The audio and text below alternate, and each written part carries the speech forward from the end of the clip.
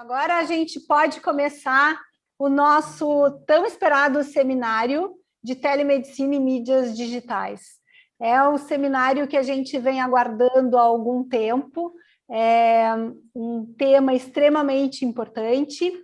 E antes de mais nada, eu quero cumprimentar todos, desejar uma boa noite. Em nome da Associação Médica de Pelotas, quero dar as boas-vindas a todos e todas que nos acompanham nesta noite. Estamos dando continuidade ao propósito de promover debates e eventos de relevância ao universo médico e científico.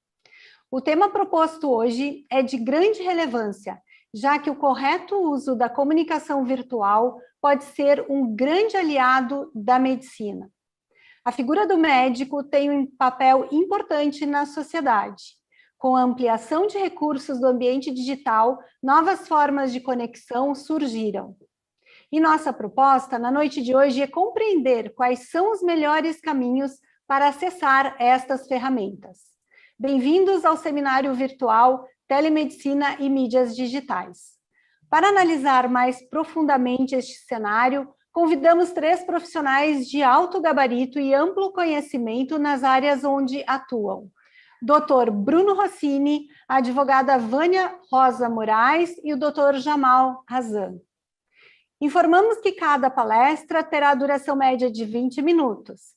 Ao final, faremos um debate a partir das perguntas enviadas pelo chat do Zoom, comentários selecionados pela retransmissão em nossa página do Facebook e site da Associação Médica de Pelotas. Peço, então, que a nossa diretora social, doutora Fernanda Lauermann, faça a apresentação do primeiro palestrante da nossa noite. Fer? Boa noite.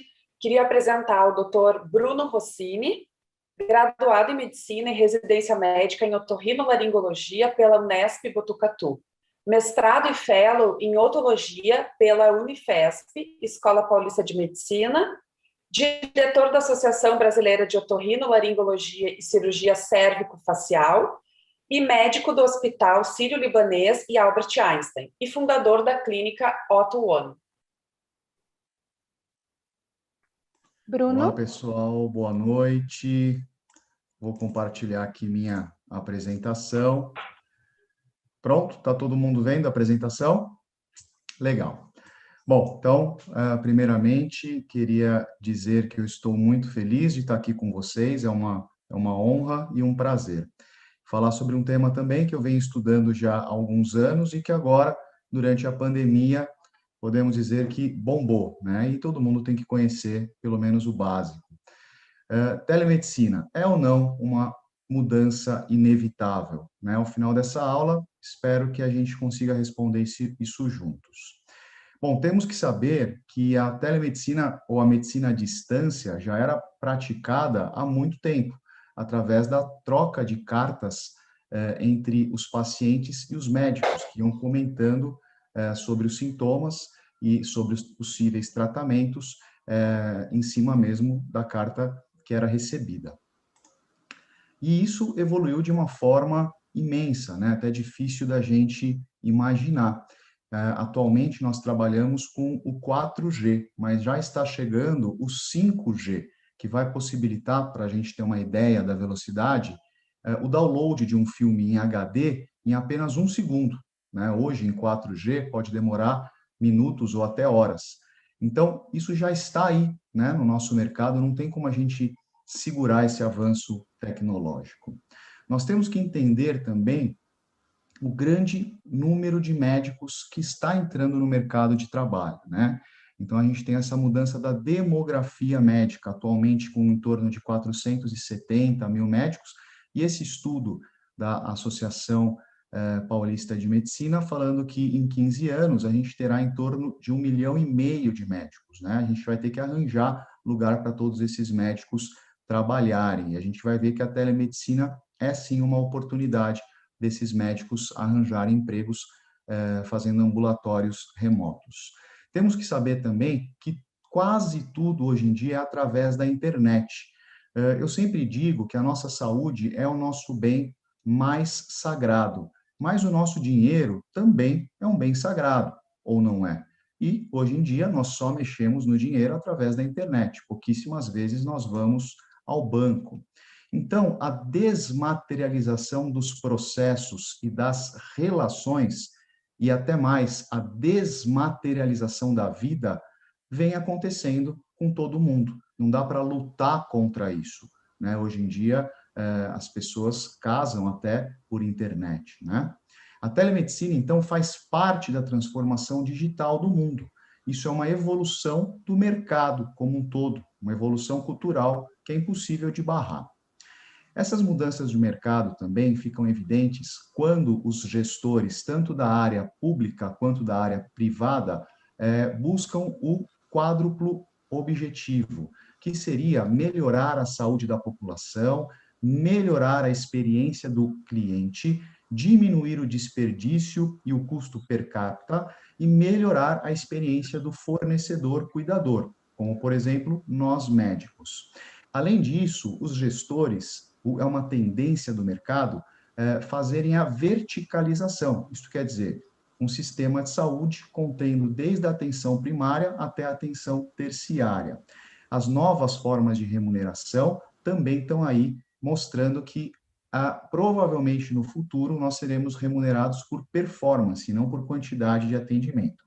E para que isso seja feito de uma forma eficaz para todos os players envolvidos no sistema, é necessário incorporar, sim, novas tecnologias. Não dá para a gente fazer toda essa mudança querendo usar as mesmas tecnologias passadas, dentre elas a telemedicina. Então, não adianta negar as vantagens da tecnologia, né? O toca-fita reclamando do iPod, que já também é passado. Temos, sim, que mudar o nosso mindset e sabemos que, para isso, a nossa formação universitária, na maioria das vezes, é deficitária. Então, a gente tem que correr atrás depois da faculdade. Entender que a competência técnica é necessária, mas não é suficiente. Nós temos que saber fazer uma boa anamnese, um bom exame físico, uma hipótese diagnóstica, um tratamento, mas não só isso, a gente tem que se preparar para o novo mercado que está batendo aí na nossa porta. Eu sempre gosto de falar como eu acredito que nós devemos buscar a valorização da nossa profissão. E acredito que nós devemos investir nesse tripé, melhor dizendo, aumentando a nossa representatividade política em Brasília, e isso tem sido feito aos poucos através da Frente Parlamentar de Medicina, fortalecer as entidades médicas representativas, como a AMB, a própria ABOL, e empoderar nós, médicos, em temas como planejamento, gestão, marketing, negociação, desenvolvimento de carreira e também inovação, né? Nós temos que aprender tudo isso. Temos que saber que é necessário desenvolvermos ética, comportamento e responsabilidade digital, né? Além da criação de toda a infraestrutura, temos que desenvolver um senso de responsabilidade online, que ainda se mostra muito incipiente no Brasil. A gente ainda é muito imaturo para se expor na internet, tanto como pacientes, como médicos, como usuários, né? Então, a gente tem que aprender a como se colocar para não banalizar o negócio. Saber que a relação médico-paciente também é dinâmica e influenciada pelas inovações, né? E se usarmos essas tecnologias com sabedoria, mudaremos a nossa relação médico-paciente para melhor, por que não, né? Temos que saber que a tecnologia nunca vai substituir a subjetividade da relação, mas ela pode sim vir a aprimorar isso. E tem gente que fala que telemedicina é uma medicina desumanizada. E, na verdade, muito pelo contrário. Existem vários exemplos mostrando que, por exemplo, humanização não significa só estar próximo fisicamente ao paciente, mas sim a capacidade de desenvolver empatia durante essa interação médico-paciente. Por exemplo, a gente pode evitar aglomerações fazendo atendimentos remotos agora nesse cenário de pandemia. E no SUS, o que já é feito em várias cidades, é fazer a triagem inteligente, saber priorizar através da telemedicina com auxílio de um médico especialista num grande centro e o médico generalista na UBS. Temos, então, que desenvolver essa cultura em nosso país. A sociedade brasileira precisa assimilar a telemedicina no seu dia a dia e sempre buscando desenvolver e melhorar a empatia, a comunicação, o carisma, a capacidade de contextualização, que serão habilidades cada vez mais fundamentais para nós, profissionais de saúde. A preparação para o mercado, então, é fundamental. Entender o cenário que estamos inseridos juntamente com a inovação na saúde pode facilitar muito o desenvolvimento das nossas carreiras. Por exemplo, nós temos que saber o que é, pelo menos, e saber as funções do que é uma impressora 3D, do próprio 5G, o que são dispositivos vestíveis, implantáveis, inteligência artificial, Big Data, blockchain, cirurgia robótica, internet das coisas, nanotecnologia, manipulação genética, medicina de precisão, telas de grafeno e Wi-Fi, que é a internet transmitida através da luz. As novas tecnologias, então, para que nós consigamos viver com elas de forma harmônica, nós precisamos nos posicionar corretamente, nos valorizar e saber entregar valor para o nosso paciente e cliente. Temos que entender que as tecnologias vigentes, torná-las amigas e aprender a utilizá-las da melhor forma possível. Essa é a dica. Então, essas novas tecnologias não vieram de forma nenhuma para substituir o médico, no meu ponto de vista, e sim para agregar valor ao serviço prestado. Usando adequadamente essas tecnologias, conseguimos deixar mais tempo para o atendimento propriamente dito, focando em desenvolver, de novo, empatia e também o nosso raciocínio clínico, atingindo, assim, o melhor cuidado da saúde. Tudo que pode ser, então, colocado para a tecnologia fazer, como, por exemplo, buscar um CID, que é o que todo mundo já faz, tem que ser feito. A gente não tem que ficar decorando 1000 CIDs na cabeça, 1000 códigos, por exemplo, né? Então, aqui algumas definições do que é a telemedicina. É um termo muito mais amplo do que a gente pensa. Ela inclui a teleeducação, que é o que a gente está fazendo aqui, por exemplo, teleassistência, onde entra aqui a teleconsulta, telesaúde, teleconsultoria ou teleinterconsulta, telediagnóstico, teleradiologia, televigilância ou telepresença, monitoramento remoto e o grande X da questão, a grande polêmica, que é a teleconsulta, que é a única coisa que ainda não é regulamentada de forma adequada pelo CRM. Todas essas outras formas de telemedicina já são utilizadas amplamente no Brasil e de forma correta e regulamentada. Então, a gente não está discutindo aqui se pode ou se vai ou não vai liberar a telemedicina. Não, o termo correto, que ainda gera muita polêmica entre os médicos, é a teleconsulta especificamente.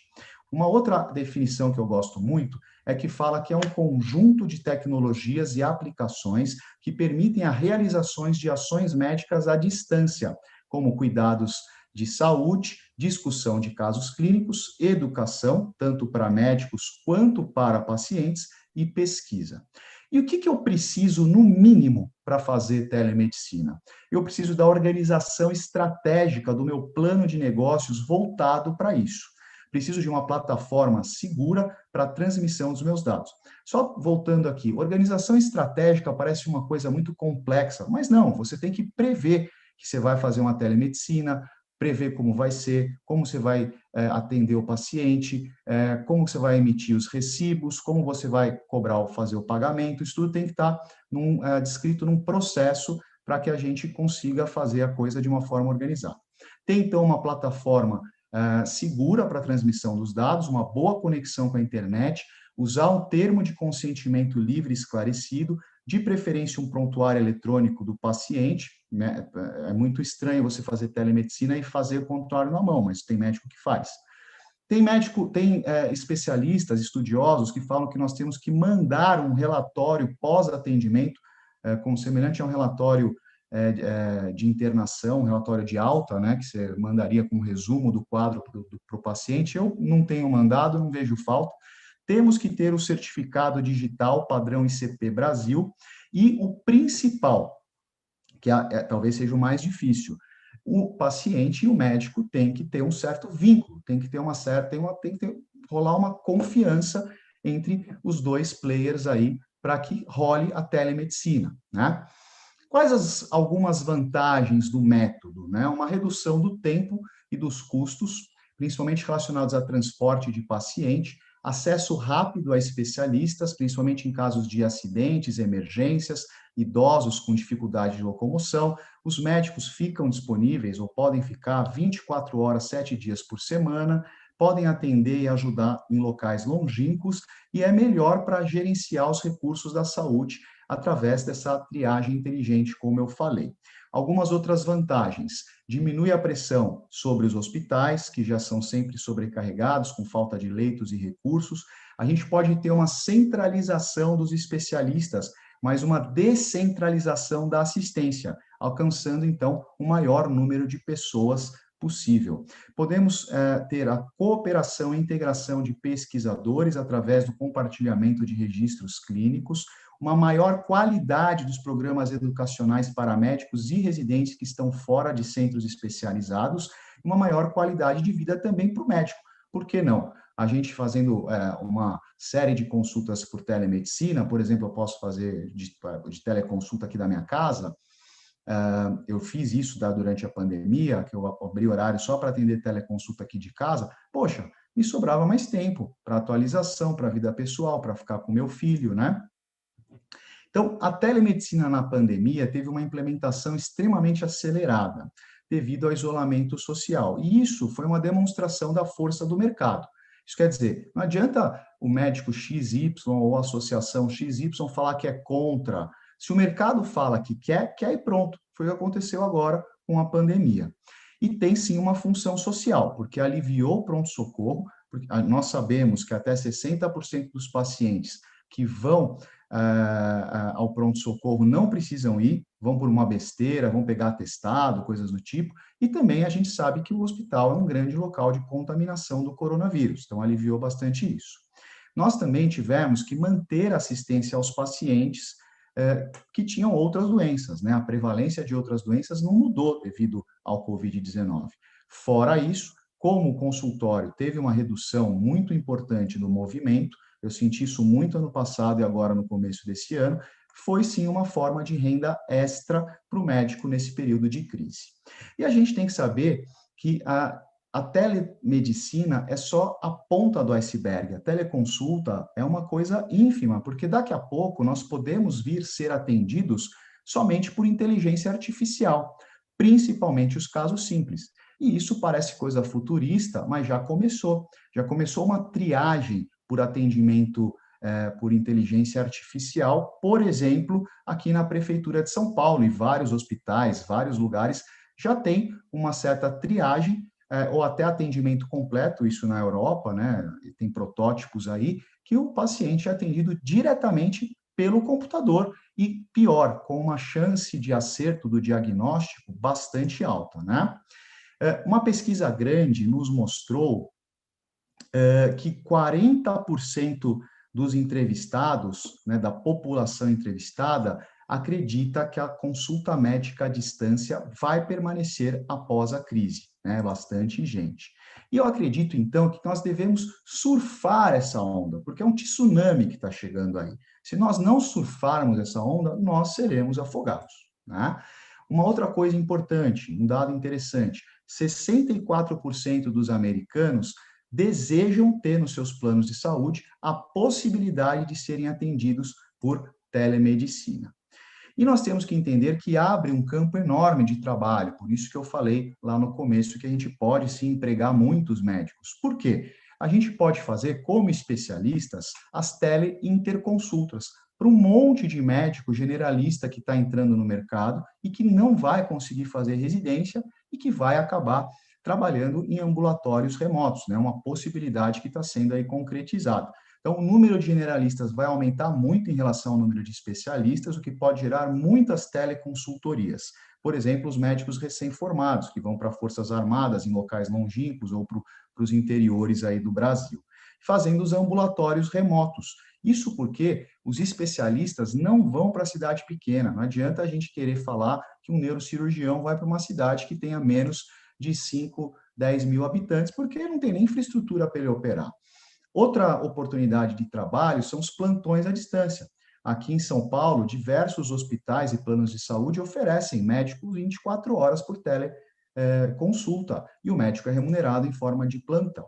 Só para nós termos uma ideia do potencial disso, só no Hospital Albert Einstein, que é um dos maiores serviços de telemedicina aqui de São Paulo, em abril de 2020, chegou-se a ter 700 teleconsultas por dia. É muita coisa, né? Só de uma instituição, tá? E remuneração, né? Tem alguns colegas que ficam em dúvida ainda. Poxa, mas eu tenho que cobrar, eu posso cobrar? Quanto cobrar? Com certeza nós temos que cobrar. E qual o valor, então, Bruno? Na minha concepção, o mesmo valor da consulta presencial, porque a responsabilidade é a mesma, você pode ser processado da mesma forma. O médico sempre deve ser remunerado pela sua responsabilidade junto ao paciente.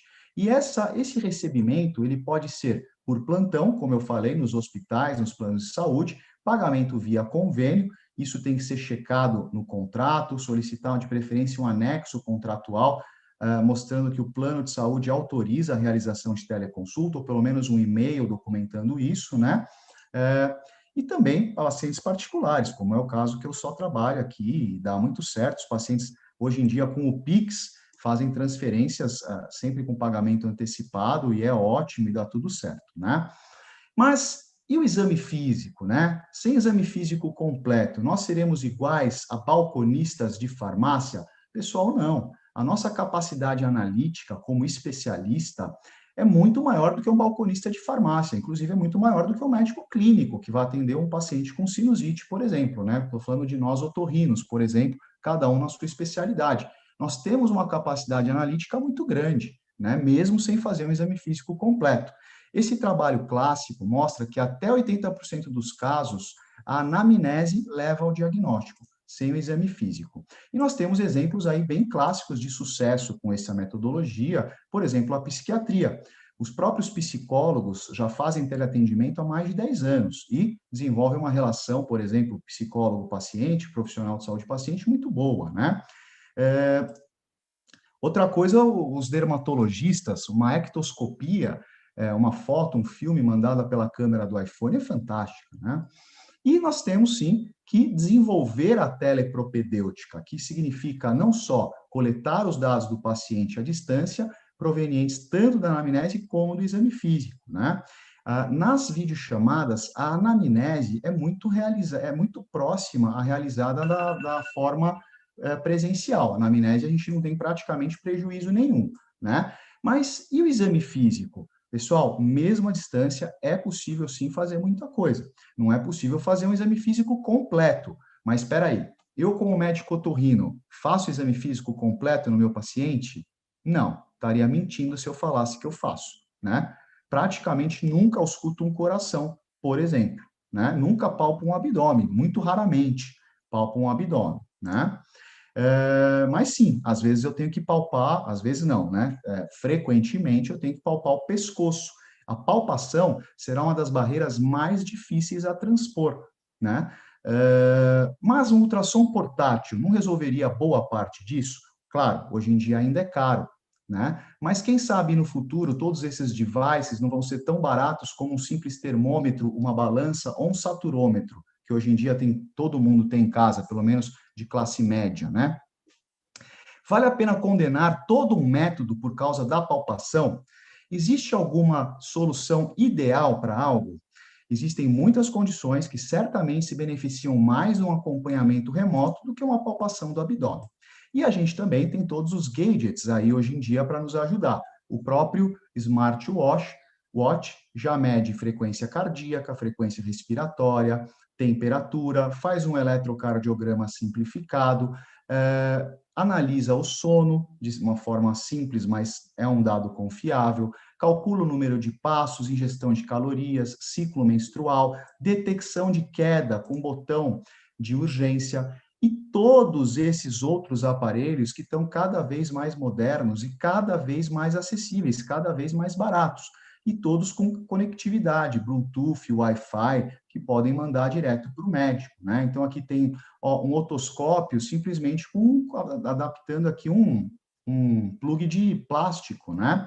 Aqui um saturômetro que muita gente comprou já nessa pandemia e pode mostrar um pouquinho do eletrocardiograma, uma ectoscopia, como eu falei, um esteto digital. Esse aqui, por exemplo, eu mesmo tenho aqui em casa um aparelho de pressão, eu posso ver minha pressão e falar para o médico, né? E os ultrassons que são portáteis. Mas só tem ponto positivo na telemedicina, Bruno? Não, pessoal, tem ponto negativo também, né? Por exemplo, a gente sabe que tem uma grande resistência de boa parte da classe médica, devido à visão muito negativa sobre o método. Pode ocorrer, sim, já está ocorrendo, né, uma grande mudança no mercado por causa da telemedicina. Nossos colegas têm medo da concorrência de médico de outras especialidades e de outros locais que podem vir atender pacientes da sua região. Tem medo também da diminuição da remuneração médica, mas isso tudo tem melhorado após a pandemia, porque muita gente começou a fazer telemedicina e viu que dá certo, né? Outros pontos negativos: a negociação com o plano de saúde, que pode ser um pouco difícil para ele autorizar, as glosas devido a essa telemedicina, porque os convênios, alguns ainda não estão preparados para isso. Também podemos ter problemas com a tecnologia, como falha de internet, bateria, queda de energia, e isso tem que estar previsto no seu plano de negócio. Então, o que você vai fazer quando acontecer isso? Você vai devolver o pagamento para o paciente? Você vai reagendar? Você vai se desculpar e explicar o que aconteceu? Ou você vai ter métodos alternativos? Por exemplo, caiu a internet, o Wi-Fi, mas você tem um bom 4G ou daqui a pouco uns bons 5G e vai resolver isso, né? Também temos que ter uma preocupação grande com a segurança dos dados transmitidos. Devemos ou não gravar a consulta? Isso não tem regulamentação ainda. Saber que se gravar, o vídeo pode ser roubado e você pode ser responsabilizado por isso. Saber que o prontuário eletrônico pode ser hackeado, né? Nós temos que entender a LGPD. Inclusive, nós temos aula sobre isso, ficamos à disposição aqui se um dia precisar. Ter um bom antivírus, ter plataformas seguras.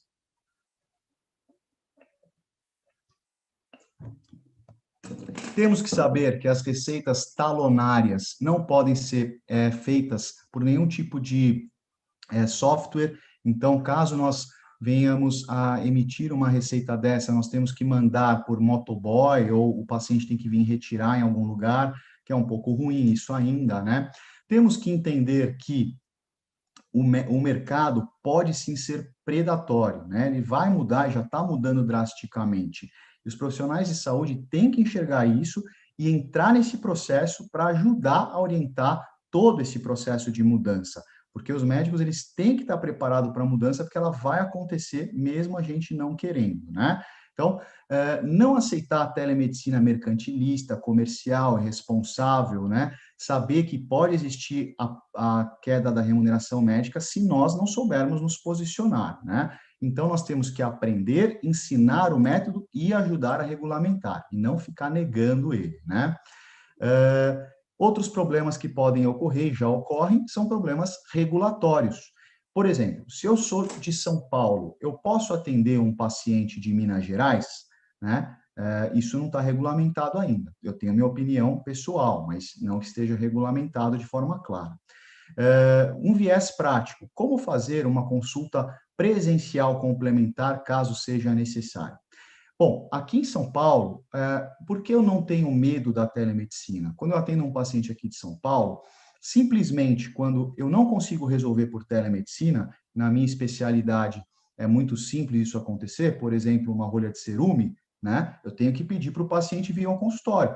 Então, eu tenho a possibilidade de ter uma consulta presencial complementar. Mas se eu atendo um paciente muito longe, não tem como ele fazer isso. Eu já atendi pacientes da Europa, dos Estados Unidos, de todos os vários estados aí do Brasil, e não poderia fazer isso. Então, você tem que prever isso também no seu plano de negócio.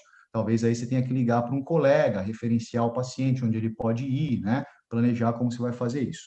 Tem o viés também jurídico.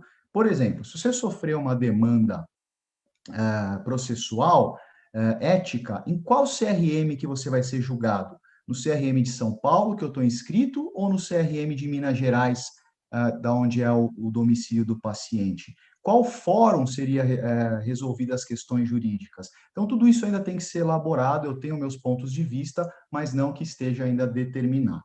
Não podemos, então, ter medo da tecnologia, temos que entendê-la e utilizá-la no contexto do mercado, criando valor para o paciente. Agora, como é que eu faço na prática, né? Rapidamente aqui. Primeiro, tem que se mapear a jornada do paciente. O que é isso? Pensar no paciente antes, durante e após a consulta.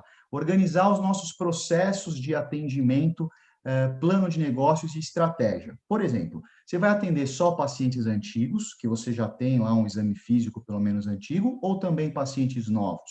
Pacientes indicados pelo plano ou pacientes particulares? Qual plataforma, qual prontuário você vai usar? Você tem uma internet de banda larga? Qual vai ser o tempo determinado ou pré-determinado da consulta? Quais os horários que você vai dedicar à teleconsulta? Qual o local de atendimento? Tem que ser um local apropriado, silencioso.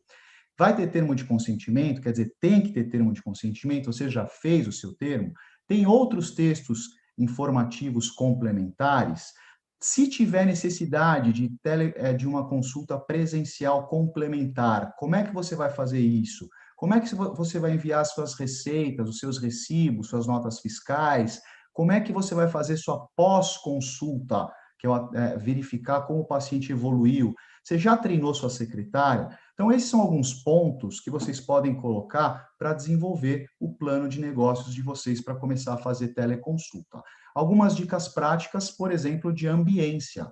O local tem que ser iluminado, silencioso, ninguém deve passar atrás da câmera. Nós temos que explicar a situação para os familiares e os filhos em casa, se a gente estiver fazendo de casa. Temos que, então, preparar o local de atendimento com cuidado com o que aparece no fundo da tela, né? Aqui, por exemplo, eu estou usando um fundo virtual que pode ser bastante adequado, apesar de ser um pouco impessoal, né? Temos que tomar cuidado com a infraestrutura, testar a plataforma, o computador, o celular, deixar um copo d'água perto, para você não precisar levantar no meio da consulta para tomar água.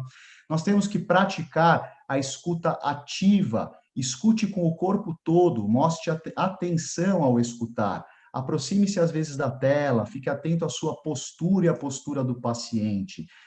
Como é que deve ser o olhar na teleconsulta? Você deve manter o contato visual, olhar sempre para a câmera do computador e pedir, por que não, para o paciente também olhar para a câmera, porque muitas vezes o paciente não sabe e fica com o olhar perdido e vocês perdem o contato pessoal, né? Deixar a câmera ao nível dos olhos, mostrar para o paciente que você está olhando para ele, avisar quando for mudar o contato visual, por exemplo, agora eu vou digitar um pouco o que você falou para não perder nenhuma informação, evitar movimentações excessivas, evitar olhares perdidos, varie suas expressões faciais, mostrando que você está interagindo, sorria de vez em quando e não ande enquanto conversa, né? Fazer uma teleconsulta andando, não, isso não, né?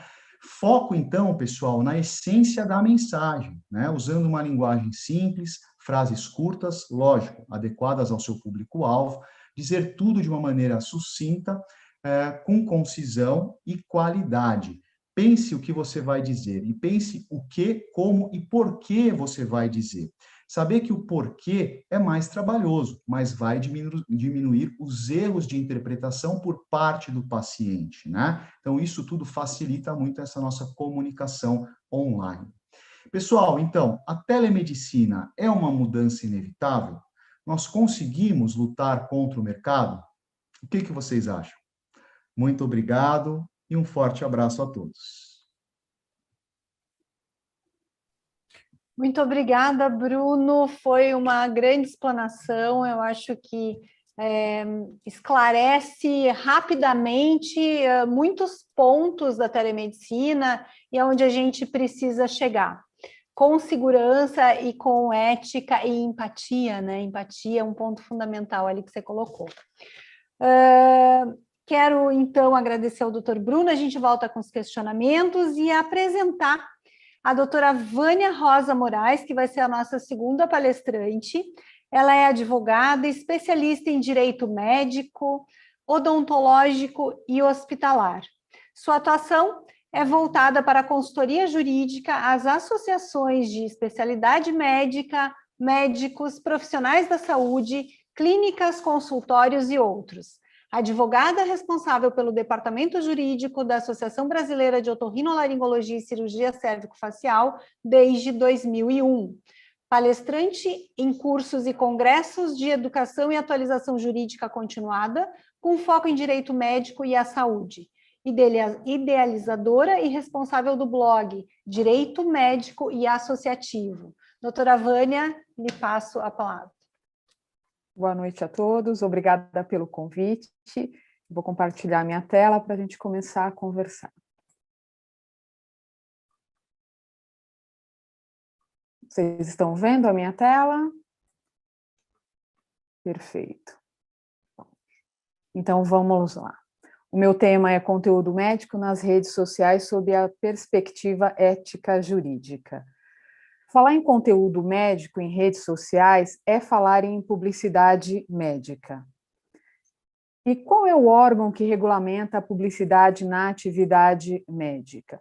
O órgão que regulamenta, normatiza e fiscaliza a publicidade médica é o Conselho Federal e Regional de Medicina. Dentro do Conselho Regional de Medicina, nós temos a CODAME, que é a Comissão de Divulgação de Assuntos Médicos, que é a comissão responsável por supervisionar a divulgação de assuntos relacionados à publicidade médica. Importante colocar que a CODAME, ela age a partir de uma denúncia recebida de terceiro e também de forma ativa. Ela faz uma busca ativa nas redes sociais e, se identificado alguma ação que vise alguma questão fora ao contexto das normas preconizadas pelo Conselho, a CODAME instaura uma sindicância para apurar esse fato, podendo instaurar um processo ético profissional. Há normas que regulamentam a publicidade médica.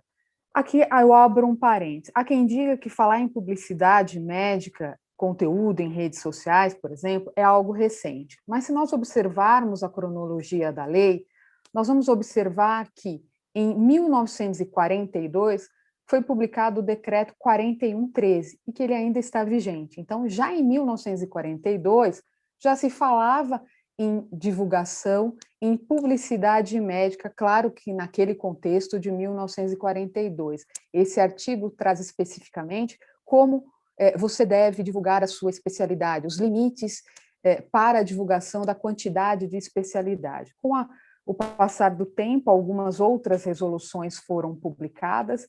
Nós temos a 1974 de 2011, que traz uma gama imensa de questões relacionadas à publicidade, a 2126 de 2015, que vai abordar aí questões das redes sociais, a 2133 e principalmente o Código de Ética Médica. Então, com isso, nós chegamos à conclusão que falar de publicidade médica não é algo novo. Já desde 42, já abordávamos questões com esse tema. O médico, então, pode fazer publicidade, ele pode gerar conteúdos nas redes sociais? Sim, ele pode. Mas o que se deve observar? Que a publicidade deve ser comedida, ela deve observar princípios éticos, ela deve ter um conteúdo de orientar, de educar, de informar a sociedade e evitar conteúdos que visem o sensacionalismo, autopromoção ou que promulguem conteúdos inverídicos. Caso contrário, você estará diante de uma infração ética. Então, todo cuidado com o conteúdo que se gera com relação à publicidade médica é de extrema importância. Bom, feita essa rápida contextualização, eu trago alguns exemplos práticos com relação à publicidade médica, que eu acredito que fique mais fácil de entender, ao invés de ler artigo por artigo das resoluções do Código de Ética Médica. No primeiro momento, quando você fala em conteúdo em redes sociais, a quem logo lembre, é publicação de foto do antes e depois do procedimento do paciente. Também é, mas não é só isso. Falar em conteúdos em redes sociais abrange outras questões, mas eu começo o exemplo com a tão famosa questão que se discute em publicar a foto do antes e depois do procedimento de um paciente. O que eu devo saber com relação a isso? Eu devo saber que divulgar foto de antes e depois de procedimento de paciente é um ato de publicidade. E em sendo um ato de publicidade, ele está regulamentado por todas aquelas normas que eu apresentei há pouco, as resoluções, o Código de Ética Médica. E o que diz todas essas normas com relação à questão da foto do antes e depois do paciente? é muito claro, tanto o Código de Ética Médica como as resoluções do Conselho Federal de Medicina, que fazer referência a casos clínicos ou exibir fotos do paciente de antes e depois do procedimento médico é vedado. Então, a redação do artigo 75 do Código de Ética é muito clara. Essa prática adotada por alguns profissionais de postar a foto é um delito ético. E esse entendimento vem corroborado aqui pela resolução, tanto a 1974 de 2011, como a 2126 de 2015. Afinal, existe alguma exceção nessa regulamentação quando se fala de foto de antes e depois do procedimento do paciente? Sim, a única exceção trazida pelo Código, e que dessa forma ele não reconhece como infração ética, é utilizar essa foto em eventos científicos, em eventos acadêmicos, para você demonstrar aquela técnica. Não há uma outra forma que não seja expor a foto do paciente para poder, nesse evento científico, explicar essa técnica. Nesse caso, é permitido, desde que se tenha uma autorização expressa do paciente. Ainda que tenha autorização expressa do paciente, aqui vale todo um cuidado para que o paciente não seja identificado com essa exposição da sua foto. Vários pareceres já foram emitidos tanto pelo Conselho Federal de Medicina como pelos conselhos regionais de medicina, que corroboram com esse entendimento e que deixa muito claro que essa prática, essa conduta de utilização de foto do paciente em redes sociais é totalmente vedado e constitui infração ética. Em sendo uma infração ética, o médico estará em estado a responder perante o âmbito administrativo, perante o âmbito do conselho profissional, respondendo ali no âmbito ético, com penalidades que pode ir de advertência até a cassação do exercício profissional, dependendo da complexidade do caso. Mas, afinal, resumindo, né, o que viola essa conduta, esse ato do profissional médico em expor a foto do paciente? Ele viola tanto as questões éticas aqui demonstradas, o artigo ali do Código de Ética Médica, as resoluções, né, ele viola esses deveres deontológicos, ele viola o sigilo profissional nesse ambiente ético, mas também ele viola princípios fundamentais garantidos pela Constituição Federal, que é o direito de imagem, a vida privada e a intimidade do paciente. Então, além do profissional ter que responder no âmbito ético, ele também responderá no âmbito civil, né, numa ação de responsabilidade civil com pedido de indenização por reparação do dano moral. Eu, enquanto paciente, eu tive meus direitos de imagem, minha vida privada e a minha intimidade violada a partir do momento em que a minha foto de um procedimento foi exposto numa rede social. Então, a responsabilidade ali amplia, tanto no âmbito ético como no âmbito civil. Aqui, um caso prático de publicidade do Conselho Regional de Medicina. Por óbvio, eu preservei aqui a identidade de quem se trata, respeitando os princípios éticos. É um caso julgado pelo Conselho Regional de Medicina, em que o médico fez referência, ele publicou, ele exibiu fotos dos pacientes em redes sociais, e nesse caso foi reconhecido como ilícito ético. O médico que, em publicidade, divulga as fotos do paciente, e, neste caso, ele recebeu uma advertência confidencial. Uma penalidade branda, mas há que se considerar que, em sendo reincidente, dependendo da complexidade do caso, essa pena pode ser agravada. Então, é importante a atenção quanto a essa questão. Se não bastasse, ou melhor, além dessa proteção, dessa questão ética quanto à questão da foto, a questão civil, quando se fala de direitos violados em busca da reparação civil de indenização, eu encontro na Lei Geral de Proteção de Dados mais um fundamento jurídico para amparar a minha tese, para ingressar com uma ação para pedir uma indenização. Por quê? Expor a foto do paciente, expor a face do paciente, é considerado um dado pessoal identificado. e esse dado ele tem proteção na Lei Geral de Proteção de Dados. Então, além de socorrer as normas éticas, a norma civil, eu tenho mais uma lei que vai fundamentar um eventual pedido do paciente de indenização por danos moral. Então, é importante ficar atento a essa questão. Superado esse exemplo da foto, outra questão que eu trago como exemplo para ser abordado, que eu vejo bastante nessa divulgação em conteúdos em redes sociais, é a questão de divulgar a especialidade. Divulgar a especialidade é um ato de publicidade? Sim, é um ato de publicidade, e em sendo, ele incorre na proteção de todas as normas que eu elenquei. Abrindo aqui um parênteses, é importante citar que as duas... Desculpa que o cachorrinho da vizinha aqui está latindo, pessoal. Aqui é importante citar que as duas formas hoje legalmente reconhecida para o profissional médico se titular como especialista em uma das 57 especialidades reconhecidas pela Comissão Mista de Especialidade do CFM é o certificado de conclusão de residência médica ou o título de especialista conferido pela AMB. Por que é importante citar esses dois diplomas que reconhecem a titularidade em uma das especialidades? Porque o artigo 114 do Código de Ética Médica, ele vai dizer que o médico ele só pode anunciar especialidade da qual ele esteja devidamente registrado no Conselho Regional de Medicina com seu respectivo RQE, com seu registro de qualificação de especialista. E para que eu registre e obtenha o RQE, eu preciso apresentar no Conselho Regional de Medicina o título de especialista ou o certificado o certificado de conclusão de residência médica fornecido pelo MEC.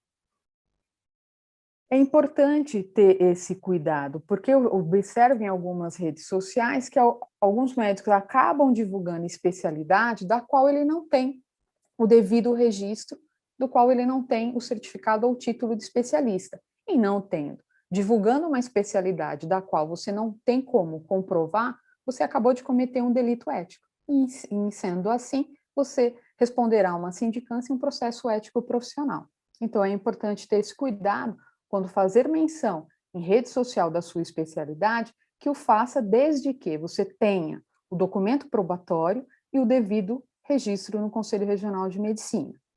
Lembra que eu falei que em 1942 já se falava de publicidade médica? Aqui está. O decreto 4113 de 42, o que ele nos traz com relação à publicidade? Ele traz o número de especialidades que o médico pode divulgar, que ele pode anunciar. Esse decreto ele vai limitar que o médico pode divulgar até 2 especialidades devidamente registradas.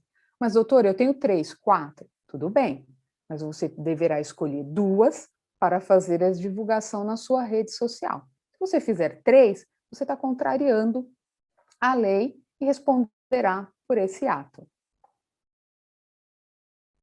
E por que eu tenho falado aqui do registro, o RQE? Porque aqui tanto a resolução 974 quanto a 2117, ela vai de novo nos lembrar que eu só posso fazer a divulgação daquela especialidade que eu tenho registro. Porque a partir do momento que eu me proponho a utilizar uma rede social para fazer uma divulgação, eu tenho que ter cuidado de me identificar com o meu nome, mencionar a especialidade e, se assim o fizer, ela tem que vir acompanhada do número do meu RQE e, em seguida, o número de inscrição no Conselho Regional de Medicina. É importante ter esses cuidados, porque os médicos têm o dever de obediência às normas, às resoluções preconizadas pelo Conselho Federal e Regional de Medicina. Uma vez adotada uma conduta diferente daquela preconizada pelo Conselho, eu cometo um delito ético. Mas, doutor, eu não tenho especialidade registrada e eu quero anunciar nas redes sociais a especialidade que eu atuo. E eu te respondo, você não pode anunciar a especialidade da qual você não tem o título ou certificado de residência registrado no Conselho com seu respectivo RQE. Aqui eu abro um parênteses, nós sabemos que, ainda que eu não tenha título, Desde que eu esteja inscrito no Conselho Regional de Medicina, eu posso praticar o ato médico, responsabilizando pela prática daquele ato. Agora, eu não posso anunciar nas redes sociais a especialidade da qual eu não tenho o documento probatório e o devido registro. Se assim eu fizer, eu cometo uma infração ética. Aí, nesse caso, não tendo a especialidade, o médico deve se anunciar, mencionando o seu nome, o número do registro profissional e a condição de médico. Esse é um parecer que eu trouxe como exemplo do Conselho Regional de Medicina de Minas, é um documento público, por isso que eu mantive o número, o nome do conselheiro, e aqui fica muito claro essa questão, que todo profissional médico que não possui especialidade registrada no CRM, ele não poderá anunciar-se como especialista em carimbo, receituários, jalecos, placas, ou assim, bem como fazer publicidade. Então, aqui a gente traz o entendimento do Conselho Regional de Medicina com relação a essa questão que eu acabei de expor. Mudando de novo de assunto, trazendo um outro exemplo que também é comum a gente ser procurado com esse tipo de pergunta, o paciente publicar fotos e elogios constantes ao profissional médico em redes sociais. O que eu devo fazer? Isso é possível? Existe alguma infração com esse tipo de conduta? A Resolução 2126 de 2015, em seu artigo 13º, parágrafo 4º, traz a resposta. A publicação por pacientes ou terceiro, de modo reiterado e ou sistemático, né, mostrando imagens de fotos de antes ou depois, ou de elogios a técnicas e resultados, elas serão investigadas pelo Conselho Regional de Medicina. E por que ela traz a redação dessa forma? Aqui eu abro novamente um parênteses com todo o cuidado, o exemplo que eu vou dar em seguida não é que seja uma prática usual dos médicos, mas ocorreu alguma vez e, em função disso, o legislador, aqui o conselheiro, trouxe esse artigo para a resolução. Por quê? Uma vez que o médico não pode publicar em redes sociais fotos de antes e depois, elogios reiterados e sistemáticos de paciente, em tese, ele poderia instruir esse paciente e pedir para que ele o fizesse. Já que o médico não posso, vai lá, paciente, publique um elogio hoje, ele publica outro amanhã, outro depois. Isso vai chamar a atenção do Conselho Regional de Medicina, da CODAME, lembra que a CODAME, ela faz busca ativa, ela não precisa ser provocada, ela pode agir de ofício. Então, ela observando nas redes sociais elogios reiterados, sistemáticos, de paciente com relação àquele médico, ela vai instaurar uma sindicância para apurar realmente esses fatos, se não há nenhuma intenção de má-fé, já que o médico não posso, então ele esteja instruindo o paciente para que o faça no seu lugar, e isso realmente vai impactar aí numa responsabilidade ética perante o Conselho. De novo, o decreto 4113 de 42, ele também vai trazer essa proibição, que o médico deve tomar cuidado, não ficar publicando sistematicamente agradecimentos manifestados por clientes aqui, /pacientes, porque isso vai gerar uma responsabilidade, uma apuração do Conselho Regional de Medicina. Então, todo cuidado é importante nessa questão. Aqui eu chamo a atenção novamente a Lei Geral de Proteção de Dados, porque em uma publicação com a divulgação de elogios, eu posso estar ali naquele momento expondo dados pessoais, dados sensíveis, tanto do médico como do paciente. Isso vai contrariar o dispositivo da Lei Geral de Proteção de Dados. Então, é importante, é uma normativa aí recente que nós ainda estamos adaptando, analisando cada caso, ver em que momento se pode aplicar a Lei Geral de Proteção de Dados, e a gente começa a perceber que no âmbito da saúde, a Lei Geral de Proteção de Dados impacta, assim, fortemente, veementemente, então é importante atenção nessas questões. Outro exemplo, pode o médico diagnosticar ou sugerir tratamento em redes sociais? Que a resposta é fácil, né? Não. Né? Rede social não é um ambiente apropriado para diagnosticar ou sugerir. Né? Dr. Bruno, na sua exposição anterior, trouxe brilhantemente a questão da telemedicina. A telemedicina, sim. Agora, usar o Instagram, o Facebook ou qualquer outra rede social para poder diagnosticar ou sugerir um tratamento para aquele paciente que fez um contato por meio dessas redes, não. Isso é prática totalmente contrária às normas, ao que é preconizado pelos conselhos profissionais. Chamo a atenção novamente porque dados de diagnóstico e tratamento são dados pessoais e sensíveis. De novo, aqui eu chamo a atenção da Lei Geral de Proteção de Dados, que ela já está aí presente e precisa ser aplicada, implementada nos nossos atos profissionais. Então, é importante tomar cuidado, porque uma vez divulgada informações em redes sociais de diagnóstico de tratamento de um paciente, isso pode ser identificado, reconhecido como dado pessoal e sensível e ter um impacto e uma responsabilidade não só no âmbito ético, como no âmbito civil, como eu já coloquei anteriormente. Um outro exemplo, publicar em redes sociais autorretratos, as selfies dos profissionais médicos em situações de trabalho e de atendimento. Aqui também o Conselho Federal de Medicina traz uma vedação dizendo que não é proibido esse tipo de conduta, porque isso pode, dependendo da proporção que é colocado isso nas redes sociais, pode sim ser considerado como sensacionalismo, autopromoção ou uma concorrência desleal. Então, toda essa vedação, ela tem um propósito, que é proteger a privacidade, a intimidade, né, tanto do médico ali como dos pacientes. Então, é importante esse cuidado com a selfie, porque pode realmente ter problemas. Eu trouxe aqui vários exemplos, sempre colocando o médico como à frente. É o médico que utiliza a rede social, é o médico que utiliza para expor a foto, para fazer uma divulgação da especialidade de um conteúdo. E quando for o contrário? Né? O paciente utilizar as redes sociais para criticar o profissional médico. Como que eu devo proceder diante daquele fato, que eu percebi que numa rede social eu, médico, fui criticado sem ter aquele paciente razão? Devo responder utilizando os mesmos recursos, né? Enquanto advogado, e como orientação e recomendação não utilize a mesma ferramenta que foi utilizada pelo paciente para poder responder. Esse não é o caminho.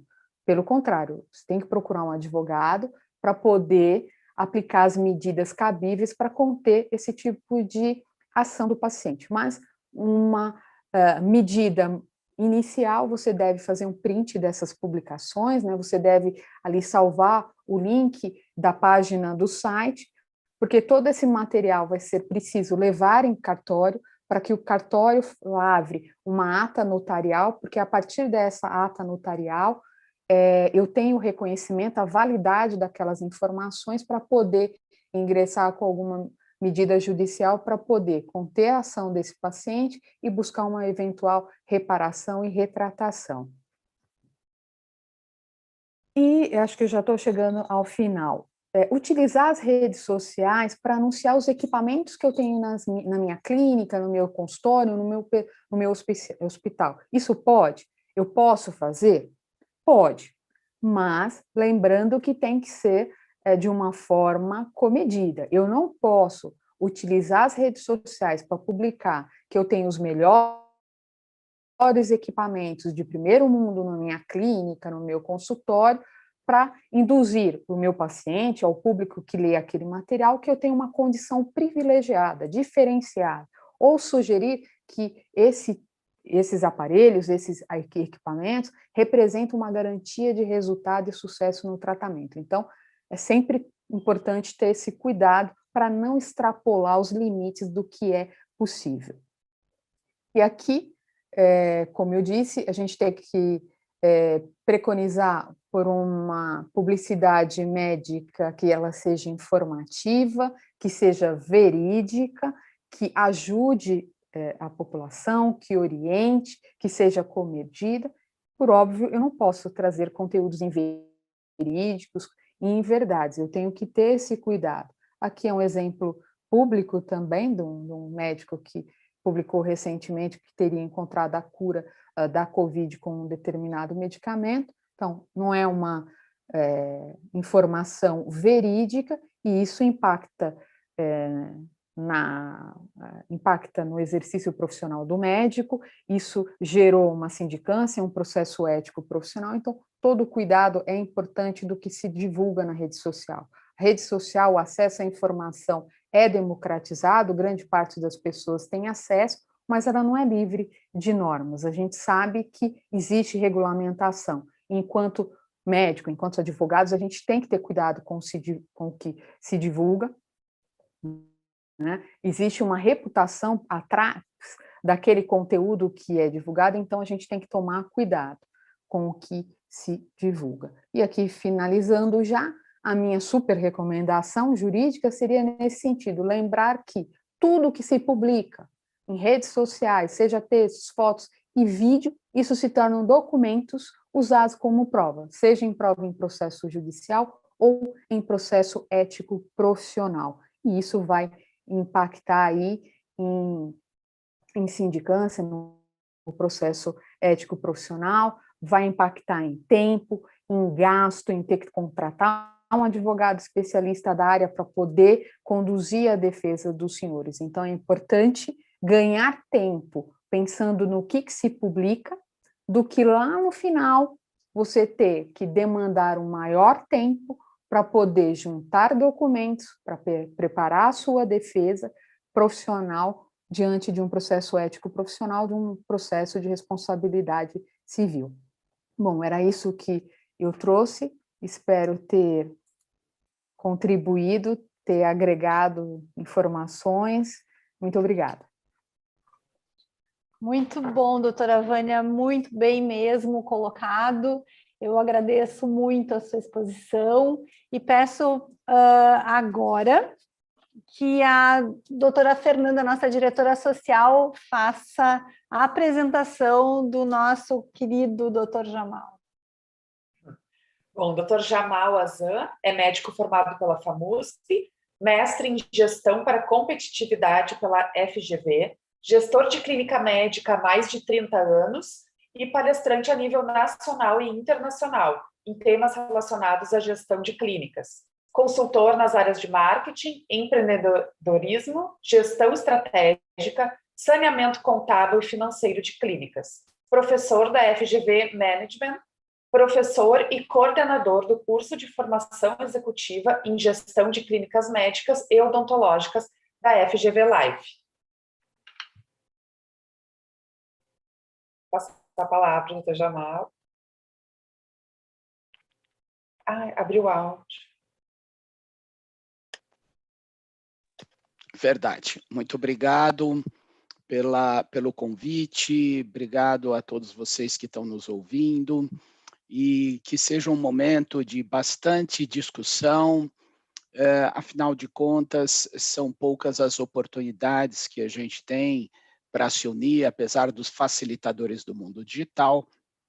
A gente sabe que eventos como esse são muito nobres e devem ser aproveitados ao máximo, né? Agradeço muito a honra do convite.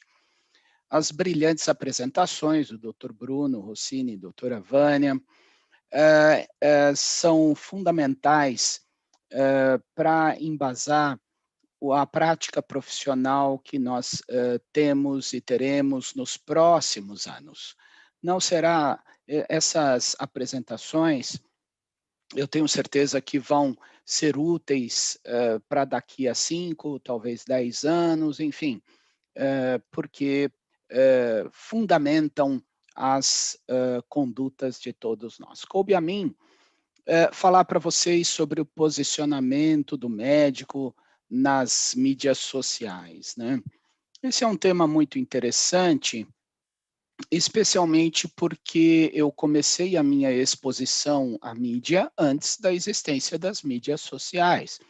Então, a exposição perante o público em massa começou comigo, eu comecei há mais de 20 anos atrás. E, obviamente, dentro da classe médica, isso sempre gerou ou naquela época gerou uma imagem que foi muito distorcida durante muitos anos, né? Por quê? Porque as pessoas confundiam aparecer na mídia ou usar a mídia com o que a doutora Vânia disse, com publicidade. Então, a minha primeira colocação para vocês é entender o que é mídia. Porque se você não entender o que é mídia, como que você vai se posicionar em relação à mídia, né? Então, a mídia é um meio, a mídia é uma ponte que liga um lado com o outro. Quais são esses lados? Você com o mercado consumidor. Então, você está aqui, você quer chegar aqui. Como você vai chegar aqui? Você pode usar as clássicas formas de mídia individual e não mídia coletiva, que é o boca a boca. Ora, um paciente não falava para o outro 40, 50 anos atrás, né? E isso sustentou consultórios durante muitos e muitos anos. Ocorre que a massificação do acesso à informação, ele fez com que uma pessoa falando para outra, para outra, para outra, para outra, claro que ainda é um meio fundamental, mas será que é o suficiente para que todo esse mercado conheça você? Afinal de contas, anos atrás, as opções dos médicos eram muito poucas. Existia muito pouco médico, mesmo nas grandes capitais. Hoje, o Dr. Bruno mostrou um número muito interessante, cujo crescimento é constante, e isso vai ser um mecanismo regulador do seu trabalho. É assim, é um mecanismo regulador informal, ele vai fazer com que o seu trabalho seja mais capilar, mais fluente ou menos fluente, de acordo com as estratégias que você toma. Então, mídia é um meio. Ok, então eu tenho que pensar o quê? Quem sou eu e para onde eu quero ir? Então, a gente fala assim, eu vou usar as mídias sociais. É fácil, baixa o aplicativo e usa. É muito fácil usar a rede social. Você não sabe? Seu filho te ensina, seu sobrinho, seu vizinho, sua secretária, qualquer um ensina. Você não quer, não tem ninguém, compra, alguém te ensina também. Mas não é isso que eu quero discutir com vocês. Eu quero discutir o fundamento do uso, do posicionamento na mídia social. Então, a mídia social, ela vai sim determinar de onde você está e para onde você quer chegar. É natural que como você vai chegar, pode ter um pedágio no meio do caminho se você quiser usar as mídias pagas. Você pode ir de ar-condicionado ligado, você pode ir a pé. Então, veja, existem inúmeras formas de utilização de mídias sociais.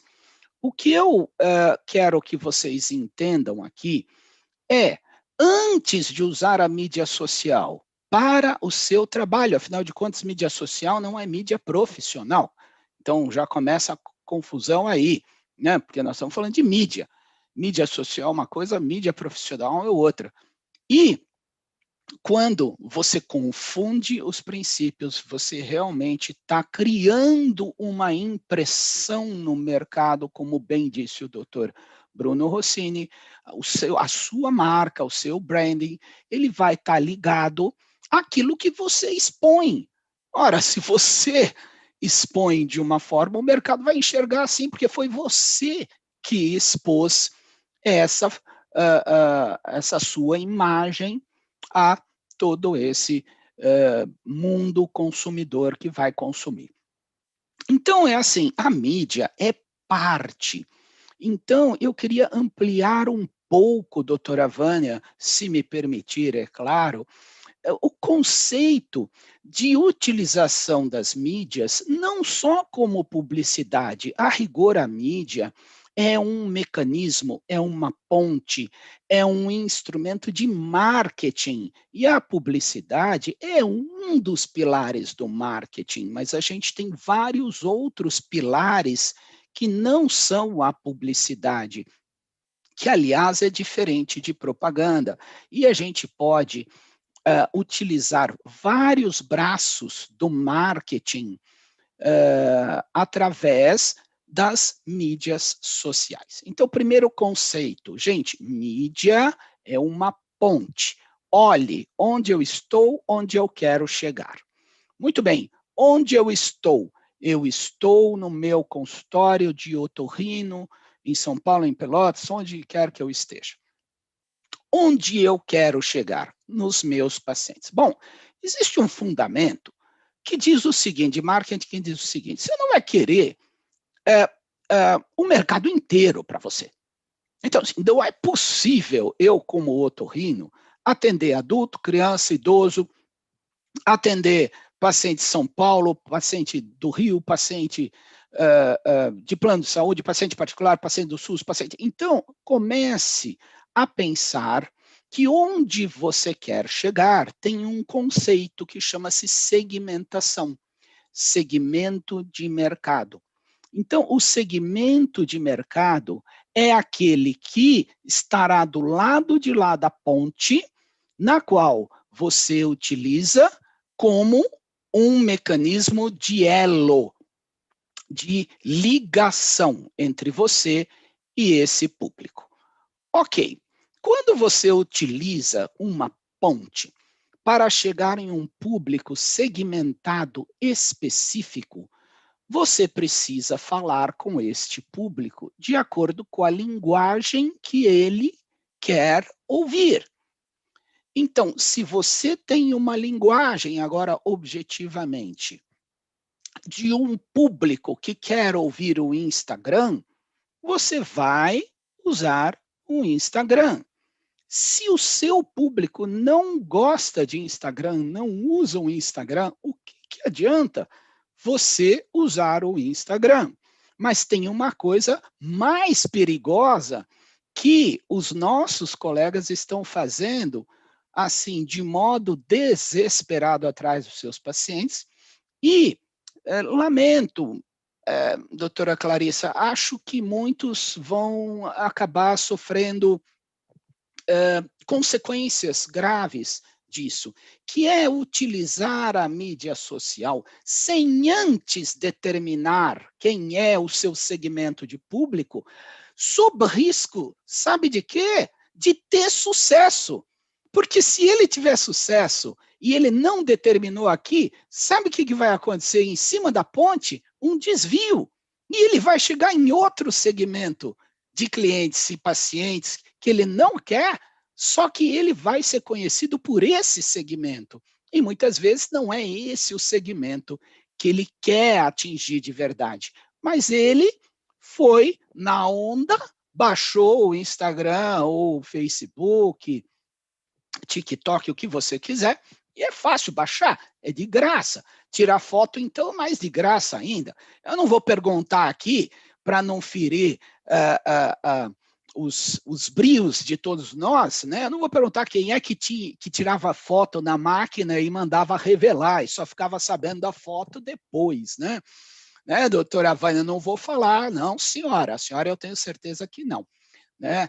Eu tenho certeza que não. Não, senhora, não diga isso. Eu não acredito, doutora Vânia. Então, veja que é muito fácil tirar uma foto, fazer um vídeo. Então, essa capilaridade que a gente chama tão fácil, faz com que as pessoas esqueçam o fundamento. E eu vou insistir para vocês, que é meu objetivo aqui, que vocês pensem no fundamento. Quem eu sou, quem eu quero atingir, qual ponte que eu vou usar. Ora, eu quero usar essa ponte,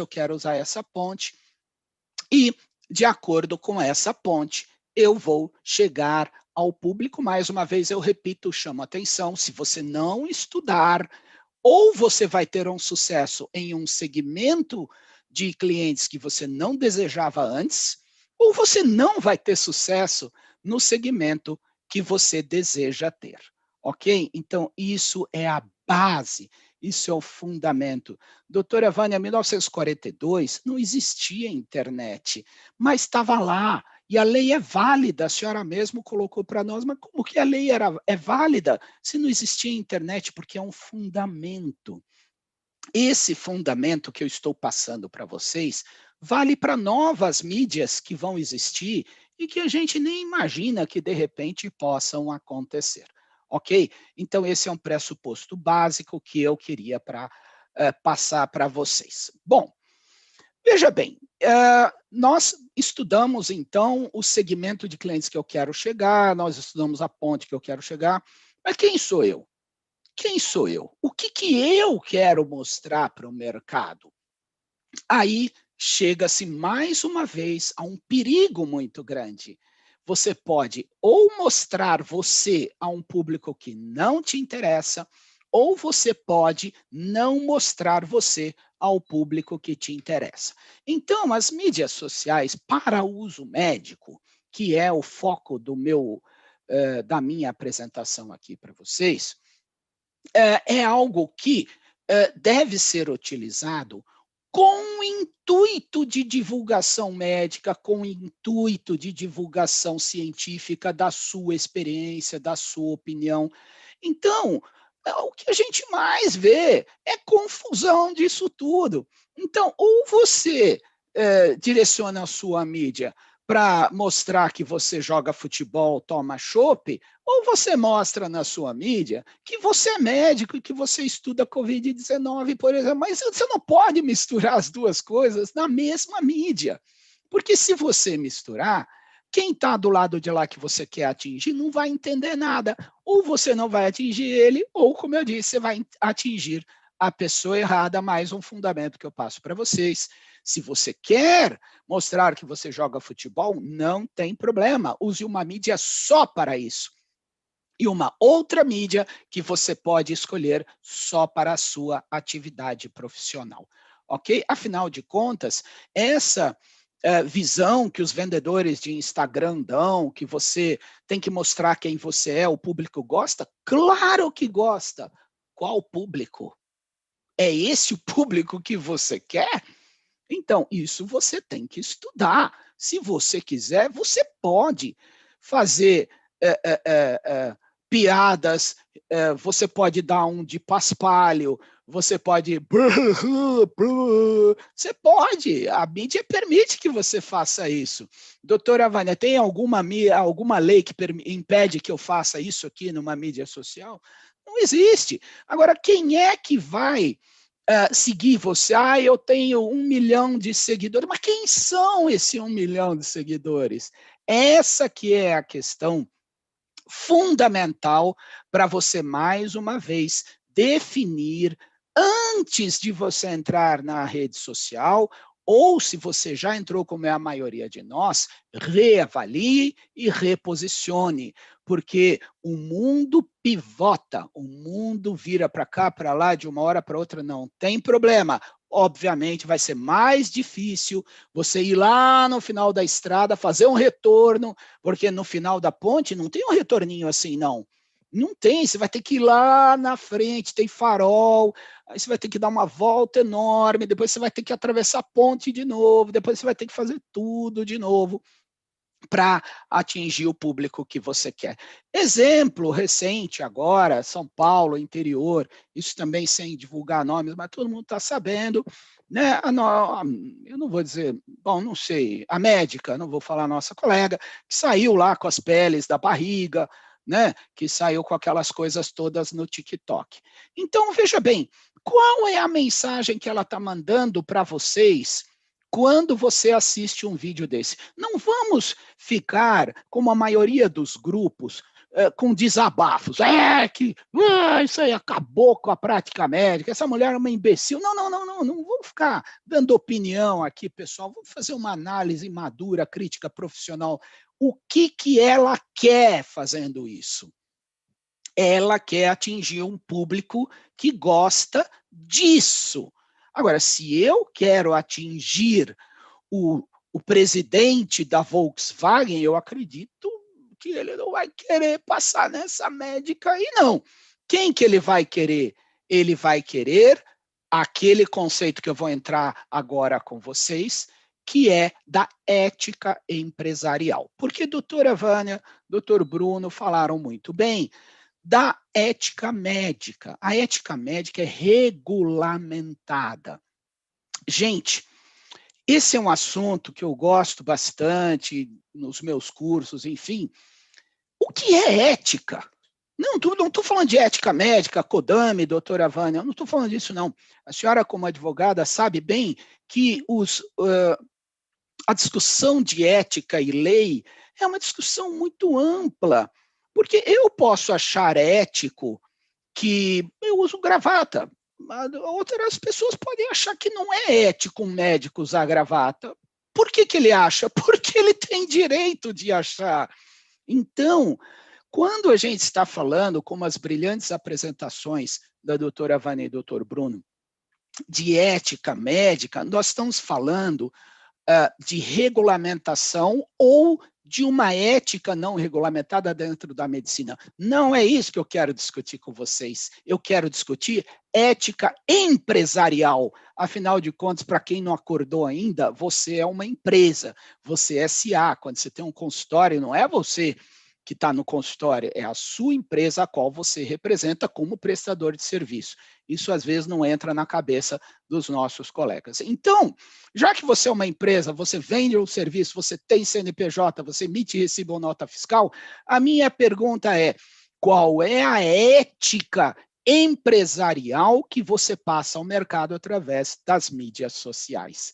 E tenham certeza que a sua reputação a longo prazo vai ser avaliada muito mais, e podem ter certeza, pela ética empresarial do que pela ética médica e pelos conselhos regulatórios do que o Conselho Federal, porque o Conselho Federal, o Conselho Regional está muito ocupado, ele não vê todas as mídias sociais de todo mundo, então, é assim, muita coisa escapa, mas não irá escapar do seu mercado consumidor. Cuidado com a ética que você quer apresentar a sua imagem para o mercado. É isso que eu queria colocar para vocês. Ainda tenho 27 segundos, segundo o meu cronômetro, doutora Clarissa. Portanto, eu vou gastar os meus 27 segundos, porque eu acho ético gastar os meus agora 17 segundos. Tem quem pode não achar ético, eu acho que é ético. E vejam que discussão interessante. Pensem no que é a sua ética empresarial, porque você é uma empresa. Muito obrigado a vocês. Olha lá, tocou, tá vendo? Perfeito, doutor Jamal, maravilha. Tempo foi medido do início ao fim de forma excelente, perfeita, assim, eficaz. E que bom que tudo pudesse ser tão quadradinho, tão certinho, tão organizado, mas não é, né?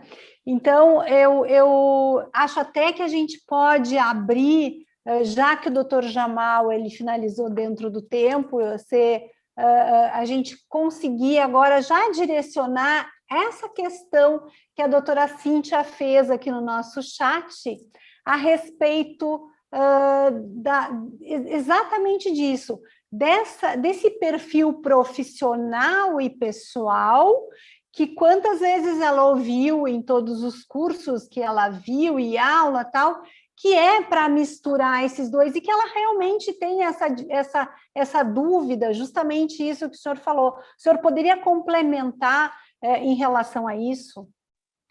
Claro.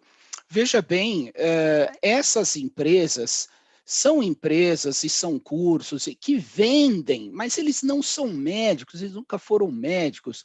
Então, e mesmo que eles sejam, talvez eles sejam médicos com um foco diferente. Então, doutora Cíntia, claro que a senhora deve misturar se esse é o público que a senhora quer atingir.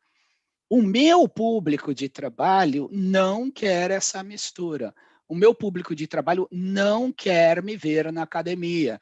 Ele não quer me ver tomando cerveja. Então, depende do público. Lamentavelmente, eu vou ter que falar uma coisa um pouco indelicada, a doutora Cíntia, a doutora Clarissa, todo mundo vai me perdoar, a doutora Fernanda. A nossa sociedade está emburrecendo, né? Então, a classe médica precisa acompanhar o emburrecimento para chegar nesse cliente. Essa que é a questão. Então, veja, aquela doutora que mostra a pele da barriga, quem é o cliente dela? É um cliente que ela teve que descer o degrau para atingir ele. Sugiro fortemente que repensem essa estratégia. Perfeito.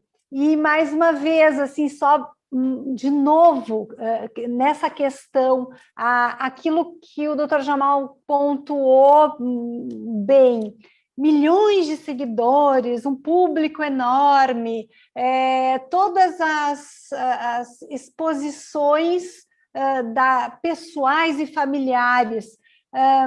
O senhor tem dados a respeito disso? A FGV tem algum trabalho feito em cima disso? O quanto que isso realmente dá retorno se a gente pensar que, por acaso, ele acertou o segmento?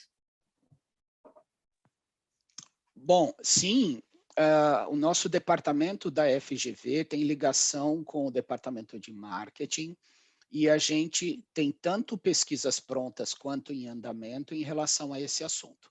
Mas o fator que eu acabei deixando de falar aqui é que, até pela limitação do tempo, eu disse que marketing não é só publicidade. Então, quando você fala de marketing, por exemplo, eu trabalho com marketing de conteúdo, que é um marketing institucional. Eu não trabalho com marketing de captação. O marketing de captação tem números. Você faz uma ação no Instagram e você vê o retorno disso, geralmente na mesma semana. E aí você tem que fazer ações como panfletagem de uma pizzaria. Se você panfleta, 10% reverte para você. Se você não panfleta na mídia social, você perde esses 10%. Porque a mídia social, especialmente as mídias fugazes, como o Instagram, ela te traz o paciente, mas você perde ele muito rápido. Não é um perfil de fidelidade a você. Por mais que você ache que você é bom médico, que você é resolutivo, que você operou o nariz, ficou ótimo, se ele foi para você, porque você é bonitinho, ele vai achar alguém mais bonitinho que você e sai de você. Perfeito. Eu vou, inclusive, direcionar, então, agora, aproveitando essa conversa que surgiu como exemplo, doutora Vânia, em relação a essa função de imagens do centro cirúrgico, né? Essa exposição, local onde a entrada de um aparelho celular ou qualquer equipamento deve ser higienizado antes, se está inserido nesse ambiente, aonde entra a questão ética? Isso é permitido, não é permitido? Você pode fazer essas fotos desde que não identificando. Como é que funciona exatamente o centro cirúrgico? Tem que se ater muito a essa questão para não divulgar imagens de paciente, né? A gente tem exemplo, eu acabei não trazendo, de médicos que não tiveram cuidado e acabaram fotografando dentro do centro cirúrgico e expondo totalmente o paciente, né? Então, isso é totalmente vedado pelo Código de Ética, isso expõe o paciente, né? Isso expõe a intimidade, a vida privada do paciente. Então, a recomendação é que realmente não faça, que você vai responder tanto no âmbito ético como civil, né? Eu, enquanto paciente, eu tive a minha imagem exposta dentro de um centro cirúrgico, eu posso ingressar com uma ação de responsabilidade civil com um pedido de indenização por danos morais.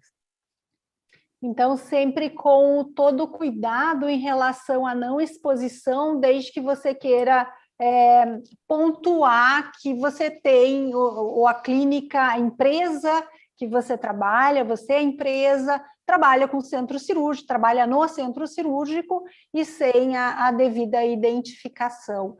Mas tem que tomar muito cuidado, porque identificar é muito fácil. Sob o meu ponto de vista, tem que tomar muito cuidado. A gente observa na questão da foto do antes e depois, por exemplo, há quem diga que eu coloquei a tarja nos olhos, já é o suficiente para não me identificar. Mas a gente tem exemplos, por exemplo, de paciente que tinha uma tatuagem específica no pescoço, né? Por exemplo, a doutora Clarissa, que me conhece, vendo ali aquela foto, mesmo com os olhos, né, com a tarja nos olhos, mas identificando a tatuagem, ela já vai saber que aquele paciente é a Vânia. Então, é preciso esse cuidado, porque certamente o paciente será identificado e o médico responderá pela prática desse ato.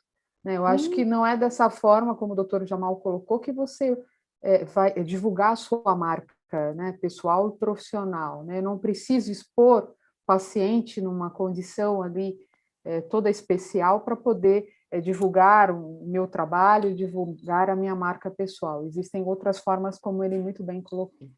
Eu vou invadir, desculpe, doutora Clarissa, aqui, mesmo não tendo sido chamado, mas ficou muito famoso um cirurgião plástico aí, vizinho de estado de vocês aí, que estava comendo durante a cirurgia de nariz. Vocês lembram disso? Quem que lembra disso?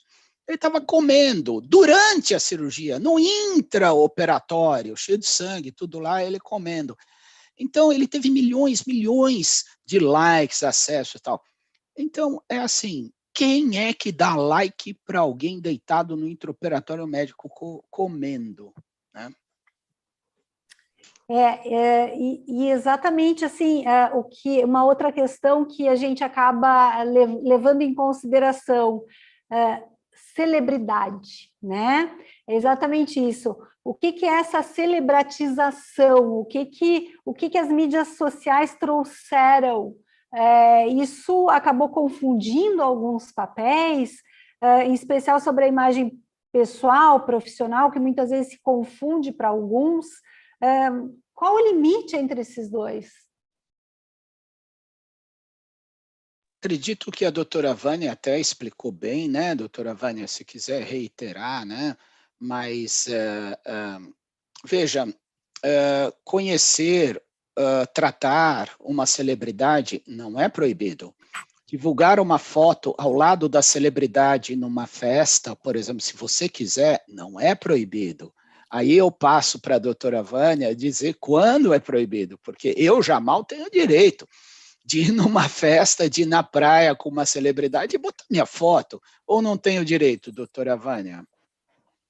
O senhor tem direito de colocar, né, a foto com a celebridade, mas é a forma, é o contexto que vem acompanhado dessa foto. É o Jamal, não é o doutor Jamal que está lá. Não, exatamente. Eu vou utilizar isso como sensacionalismo para poder me trazer uma condição diferenciada, porque eu trato um artista, eu trato um cantor. Então, é o contexto que vem acompanhado dessa foto, né? Esporadicamente, você colocar uma foto na praia tomando um café com uma celebridade, não tem problema. Agora, tem, doutora. Vai tomar café na praia, doutora Vânia? Não, eu falei tem uma problema foto na praia. sim, doutora. São dois exemplos distintos. O senhor não me contraria. Nunca. Não. Eu? Não, desculpa, brincadeira. São dois exemplos eu que peço distintos, né? Eu posso publicar a foto na praia. Eu posso publicar foto na praia com a celebridade chamada Jamal, entendeu? Tomando uma caipirinha. Isso não vai ter nenhum problema, né? Agora, se eu colocar eu, advogado especialista em direito médico, atendi a celebridade do Dr. Jamal, espera um pouco. Né? Começo a distorcer o propósito. Então, é esse cuidado que tem que se ter. Né? É o que o senhor falou, a internet ela pode ser utilizada sim, mas tem que ser utilizada com parcimônia. Né? Qual é a minha persona, né, que eu quero atingir? É esse cuidado, é esse olhar criterioso que tem que se ter. Mais uma coisinha para acrescentar ao público que está assistindo. Doutora Vânia também, não é o foco de hoje, mas existe essa discussão que é muito interessante, né, que é a memória da internet, né, que é a preservação dos dados que são colocados no Google. Né? Então, se eu coloquei, alguém printou, o Google é obrigado a tirar, ele não é obrigado a tirar as informações sobre o meu passado, né, doutora Vanessa, está em grande discussão. Então, mais um alerta a vocês que o seu passado estará exposto no seu presente e no seu futuro. Perfeito, perfeito. Bruno, voltando à nossa primeira palestra maravilhosa, vamos entrar direto na telemedicina também, humanizando, na verdade, questionando essa humanização. Em relação a essa telemedicina, de que forma podemos valorizar a humanização do atendimento nesse formato? E, em especial, em relação aos atendimentos pediátricos. Interessante. Bom, em relação à humanização, muitos pacientes se sentem mais confortáveis, inclusive, ou se sentiram mais confortáveis na minha prática, sendo atendidos à distância, porque eles não queriam sair de casa. Isso eu estou falando pacientes diferenciados, né? Então, eles preferem ficar em casa para evitar uma possível exposição e um contágio com o vírus. E a gente consegue resolver a maioria dos problemas, por incrível que pareça, por telemedicina ou por teleconsulta. Por quê? Porque no consultório de todo mundo sabe, 80% dos casos, 85% dos casos são casos banais. Banais no sentido assim, são casos simples, né? Claro, cada um com a sua individualidade, mas é difícil a gente pegar um caso grave, difícil, e quando pega, você pode ter toda a consulta complementar, presencial, né? Então, assim, nós conseguimos, eu acredito que isso, pelo menos na grande maioria das especialidades, resolver muita coisa por teleconsulta. Só do paciente não precisar sair de casa, pegar o carro, pegar trânsito, pagar estacionamento, e aqui em São Paulo tem trânsito toda hora, né? Isso já é considerado uma humanização. Só do paciente fazer a teleconsulta no sofá da casa dele ou na própria casa dele, com o conforto da casa dele, já é uma humanização, né?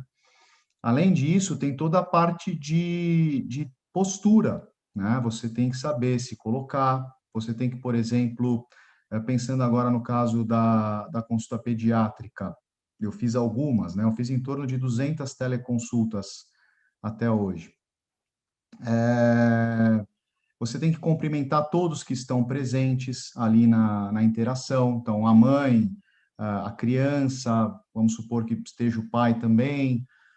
Você tem que fazer aquilo de olhar para a câmera para manter o contato visual. Ensinar eles a olhar na câmera também, para eles não ficarem com o olhar perdido, né? Tudo isso, toda essa forma de você interagir com o paciente nesse ambiente virtual, e que é um aprendizado também, porque nós não tivemos isso na faculdade, pelo menos a minha geração não teve, talvez a próxima geração já venha a ter, é um formato de você agregar valor como forma de humanização, né? Prestar bastante atenção, gerar, né, ou criar um ambiente ali salubre, né? Exercer a empatia, carisma, saber contextualizar ali, entender o que está acontecendo direito para saber se precisa mandar o paciente vir para o consultório ou ir para um hospital, né? Então, isso eu estou falando no ambiente particular, mas no SUS mesmo, já existem diversos exemplos dessa triagem inteligente, né? Onde tem o médico do posto de saúde, ele conversa com o especialista, que não está no posto de saúde, está no hospital terciário, por exemplo, tudo do Sistema Único de Saúde, e o especialista já ajuda o médico do posto a, por exemplo, a solicitar os exames necessários para determinado caso. Então, vamos pegar aqui na nossa especialidade, um paciente com ronco e apneia e com obstrução nasal. O próprio médico do posto, já orientado por um otorrino especialista, já vai pedir uma tomografia, já vai pedir uma polissonografia, né? Então, o paciente, quando chega no hospital terciário, ele já chega preparado para a conduta definitiva, né? Muitas vezes, a tomografia já até discutida antes, e já até fala, pô, esse paciente provavelmente tem que operar, já manda ele para fila cirúrgica, entendeu? Ou pacientes com câncer, né, que pode ser até mais sensível, né? Então, um paciente com agora aproveitando que nós estamos na Semana da Voz, um paciente com uma rouquidão há mais de 15 dias, o médico do posto fala com o otorrino já orienta ele a pedir uma laringoscopia, e já, se for ali no SUS, tem foto, muitos aparelhos do SUS têm foto, ou o próprio laudo, já fala, poxa, isso realmente pode ser câncer, vem logo para cá, fura a fila não, né? Vamos organizar essa fila para esse paciente ser prioritário, que provavelmente isso é um câncer de laringe, entendeu? Então, isso tudo... Isso que eu queria colocar, Bruno, exatamente isso. A teleconsulta, ela existe como uma forma de atendimento virtual, porém não está descartada a necessidade de solicitar que esse paciente venha ao consultório, inclusive isso já está colocado como regra de atendimento. Então, se um médico tem qualquer necessidade, pensa no mínimo na necessidade de atender esse paciente presencialmente, ele vai solicitar isso. Então, esse isso é o grande trunfo. É um ponto extremamente importante. Esse é um trunfo na manga que muitos médicos, quando falam contra a teleconsulta, esquecem, né? Você pode solicitar para o paciente vir ao consultório, por que não? Né? Se ele estiver na sua cidade, lógico, né? No nosso caso, o que aconteceu algumas vezes comigo foi paciente com cerume, né? O paciente com hipoacusia, que aquela hipoacusia que quando ele mexe, abre, solta, parece que realmente é cera, não dá para a gente olhar, porque a boca, um bom iPhone, um celular com lanterna, abaixando a língua com uma colher, dá para ver bem a boca. O nariz e a orelha que é mais difícil, né? Então, aí o paciente vem no dia seguinte mesmo, vem na consulta no consultório, né? Você não pode bobear também, pode ser uma surdez súbita, né? Então, o paciente vem no dia seguinte. Essa consulta complementar, no meu plano de negócios, eu não cobro, porque a consulta já foi cobrada, mas eu cobro o procedimento, né? Então, você cobra a remoção de cerume, mas não cobra ele não vale como retorno essa consulta complementar. Isso quer dizer, o paciente ainda tem direito ao retorno. Então, tudo isso fica esquematizado no plano de negócio e, no geral, funciona muito bem. É sempre que vai dar certo? Não, não é sempre que vai dar certo. Mas as nossas consultas presenciais também não é sempre que dão certo, né? Muitas vezes a gente precisa mandar o paciente para o hospital, mandar procurar um outro colega, né?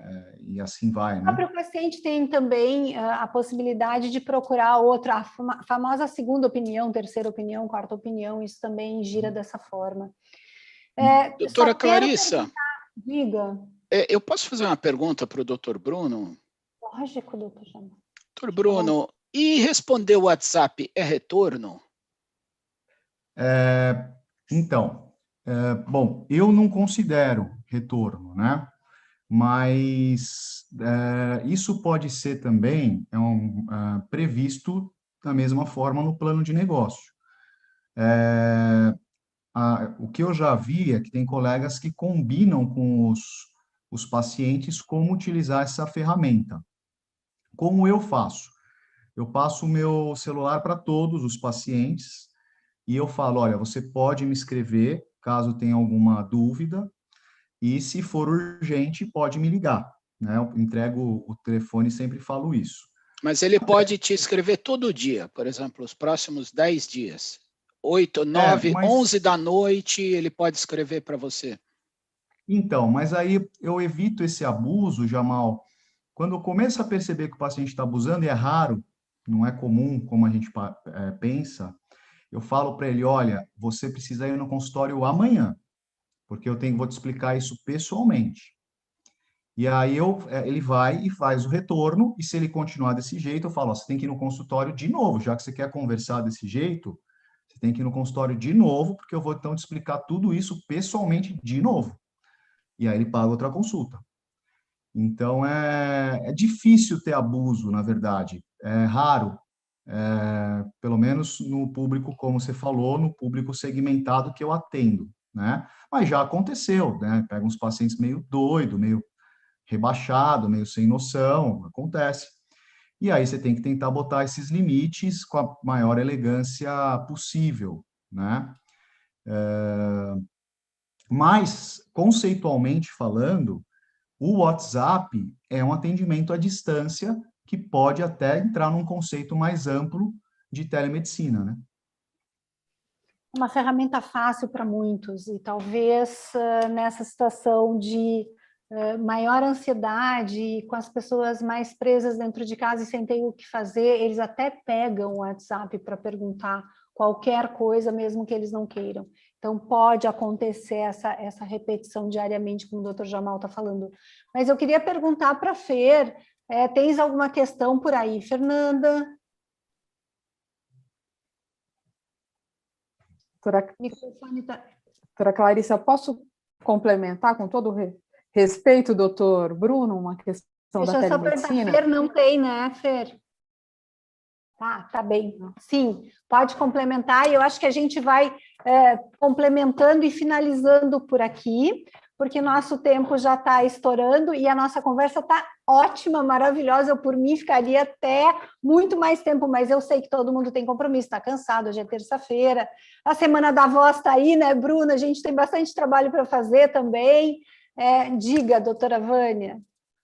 Importante ressaltar que o doutor Bruno colocou a questão do termo de consentimento na telemedicina. É nesse termo de consentimento que os senhores médicos trarão todas essas questões da limitação do atendimento, o valor, a ferramenta que vai ser utilizada, se será gravado ou não. Então, é fundamental esse termo para poder resguardar e manter a segurança ética e jurídica dos senhores. É fundamental esse termo, e assim vocês cumprem com o que determina na lei e esclarece e informa o paciente que o direito de informar é um direito resguardado pela Constituição Federal e o Código de Defesa do Consumidor. Então, é importante esse cuidado com a construção do termo de consentimento e entrega para o paciente. Aproveitando só para fechar esse termo de consentimento, eu sei que na BOA a gente tem, tá vendo? A BOA a gente tem o termo de consentimento, é disponível para se usar dessa forma ou complementar de acordo com cada empresa, mas isso está sendo feito dessa forma, doutora Vânia? Todas as associações de especialidades têm esse termo de consentimento no seu disponíveis? Eu não sei te responder se todas elas, né, as 57 sociedades de especialidades, mas eu acredito que a grande parte das sociedades colocaram esse instrumento disponível para os seus associados, que ajuda. Mas nada é uma forma fácil, mas nada impede que cada médico construa o seu termo de consentimento. Não há bem nenhuma, fácil de fazer. É bem fácil de fazer, né, doutor Bruno? Não há nenhuma implicação. Eu uso uma comunicação que eu chamo em 3 níveis, desculpa, doutora Vânia. Primeiro eu falo, por exemplo, eu divulgo, né, quando eu comecei a fazer teleconsulta, eu divulguei para a minha lista de pacientes que eu tinha iniciado essa modalidade de atendimento por causa da pandemia, e já dei algumas dicas que teria restrição do exame físico, né? Os pacientes que responderam a isso, a gente manda o segundo nível de informação. Aí já falando o valor, a plataforma, ainda marcando um pouco mais sobre a restrição do exame físico. E se o paciente concorda com tudo, né, já marca-se o horário, isso tudo dá para ser feito por WhatsApp.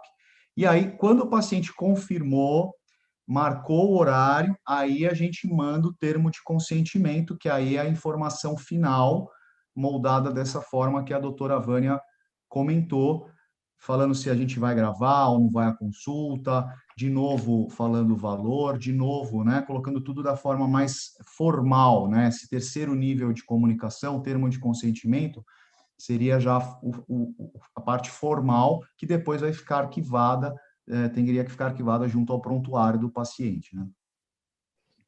Gente, olha, mais uma vez, a Associação Médica agradece enormemente a disponibilidade de vocês, o tempo de vocês para esse nosso seminário. Foi um seminário extremamente interessante, muito importante.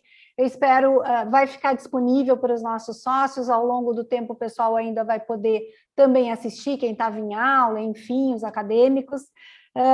Quero agradecer a todos realmente nessa noite, os convidados e os nossos participantes. A associação ratifica a sua atuação nos debates médicos, científicos da comunidade e avisa que em breve teremos novas atuações, novos seminários, palestras.